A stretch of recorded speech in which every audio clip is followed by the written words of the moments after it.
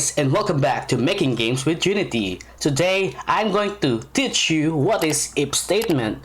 So if statement is a condition. For example, this one. This one is checking if the HP is equal to 1. If this is equal to 1, we will print here is dying.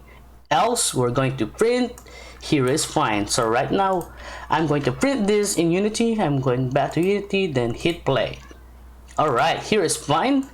And then if we change this to 1, let's see.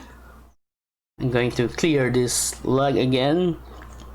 I can just play because this one is clear on play. So here is dying. Let's see. Alright, so what happened is this condition is true.